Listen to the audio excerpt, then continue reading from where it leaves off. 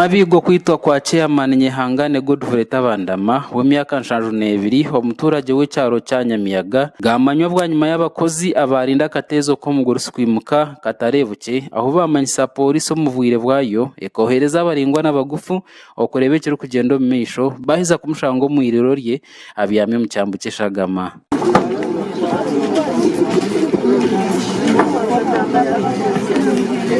Embo ya polisi enkajirizi yaremera hari omwe ombakozi obwa hati abashatu barindwire aharishe ma Central Police no mirugwa kifa ahari kabohere Center 4 kandi ogu yagambwaho nkabera ryo mukozi munonga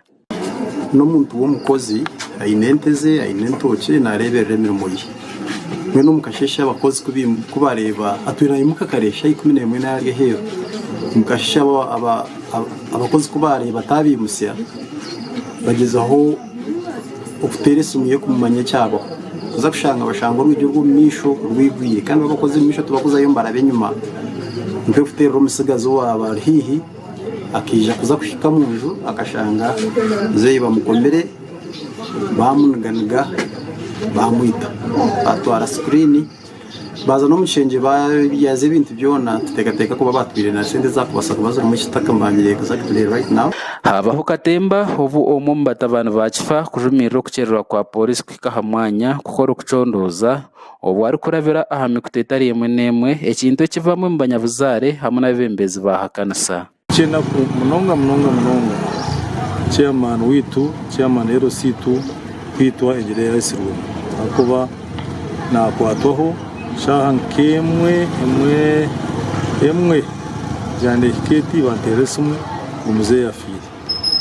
kunaza kushikaho yemwe nedakika 15 emwe zikiryo muri yemwe ekirungi nashanga na polisi yashikire kandi amundo polisi ni gisima munonga abo kuba polisi yahikaho mbwire kandi yakora buri kimwe na heta indugamba ndiye yirwaro tujine tugeza gukora postmortem kureba okuba mu isere bamwe ombebembezi abagambaho na Sky TV bashobora kubuzuvona ne burugirira habasigazi abatari kwenda gukora bakavukore senjayi over kwende byamangu gaza batakwenda gukora ni ndira ngo nimbahika abasigazi mu garkemu muze gukora mu ronde mirimo yo kwemererho binjomere bikorwa nkebi ibyabantu kwanga gukora bakaza kwita batayi babo ngo babiho sente